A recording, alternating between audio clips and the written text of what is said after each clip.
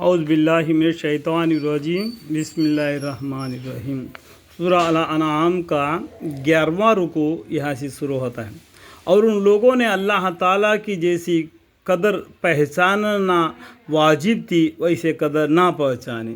اللہ کو کتنا حق سے عبادت کرنا وہ یہ لوگ نہیں پہچانے، کیونکہ اللہ تعالیٰ اللہ کے بارے میں بولتے ہیں ان اللہ علی کل شیء قدیر۔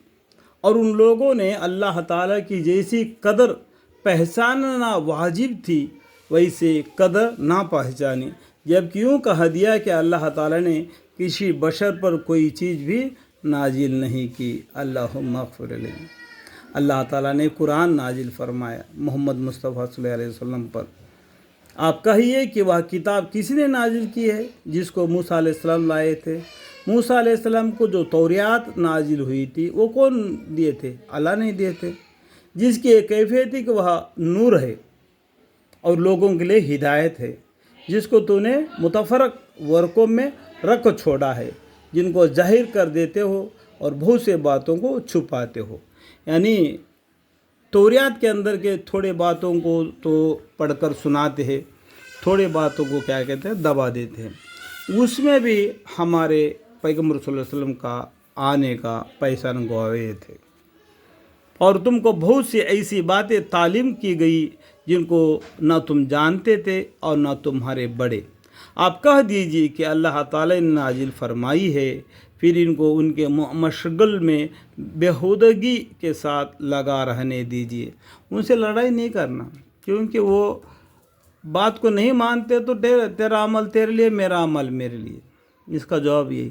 اور یہ بھی ایسی ہی کتاب ہے جس کو ہم نے نازل کیا ہے، جو بڑی برکت والی ہے۔ قرآن بڑا برکت والا کتاب ہے۔ وَهَذَا كِتَابٌ أَنزَلْنَاهُ مُبَارَكٌ مُصَدِّقُ الَّذِي بَيْنَ يَدَيْهِ وَلِتُنذِرَ أُمَّ الْقُرَىٰ وَمَنْ حَوْلَهَا وَالَّذِينَ يُؤْمِنُونَ بِالْآخِرَةِ يُؤْمِنُونَ بِهِ وَهُمْ عَلَىٰ صَلَوَاتِهِمْ يُحَافِظُونَ۔ آپ کہہ دیجئے کہ اللہ تعالیٰ نے نازل فرمایا ہے، پھر ان کو ان کے مشغول میں بےہودگی کے ساتھ لگا رہنے دیجئے۔ اور یہ بھی ایسی ہی کتاب ہے جس کو ہم نے نازل کیا ہے، جو بڑی برکت والی ہے، اپنے سے پہلے کتابوں کی تصدیق کرنے والی ہے، اور تاکہ آپ مکہ والوں کو اور اس کے آس پاس والوں کو ڈراوے۔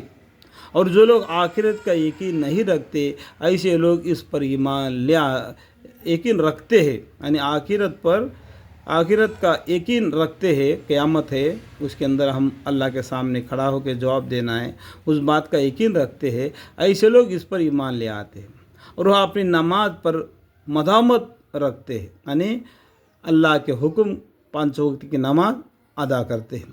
اور اس شخص سے زیادہ کون ظالم ہوگا جو اللہ تعالیٰ پر جھوٹ تہمت لگائے، یا یوں کہے کہ مجھ پر وہی آتی ہے، حالانکہ اس کے پاس اس بات کی بھی وہی نہیں آتی۔ یعنی کچھ آدمی بولتے ہیں میرے پر بھی وہی آتی ہے، یہ بھی میں اللہ کے باتیں بتاتا ہوں۔ تو یہ ایک قصہ ہے یہاں پر، وہ میگزیمم پنجاب میں ہے، وہ اتنا میرے کو یاد نہیں آ رہے ہیں، وہ اس جگہ سے بھی میں گزر آیا ہوں۔ وہ بولتے ہیں کہ میں پیغمبر ہوں، بلکہ اور بھی وہ لوگ ہیں، اس کا نام کچھ یاد نہیں آ رہا ہے، کہ ان کا مسجد ایک ہے پنجاب میں، وہ لوگ سالانہ اس کا یہ کرتے ہیں۔ تو میں فوجی ہوں، اس لیے میں وہ ایریا سے گزر کے آیا ہوں۔ اور جو شخص یوں کہے کہ جیسا کلام اللہ تعالیٰ نے نازل کیا ہے اسی طرح کا میں بھی لاتا ہوں، اللہم اغفر۔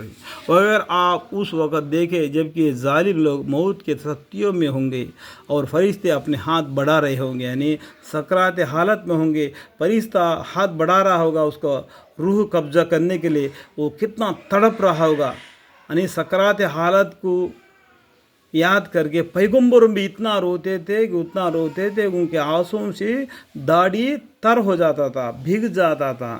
ہاں اپنی جانیں نکالو، آج تم کو ذلت کی سزا دی جاوے گی، اس سبب سے کہ تم اللہ تعالیٰ کے ذمہ جھوٹی باتیں بکتے تھے، اور تم اس کی یعنی اللہ تعالیٰ کی آیت کے تکبر کرتے تھے، اور تم ہمارے پاس تنہا آ گئے، جس طرح ہم نے اول بار تم کو پیدا کیا تھا، اور جو کچھ ہم نے نے تم کو دیا تھا اس کو اپنے پیچھے ہی چھوڑاوے.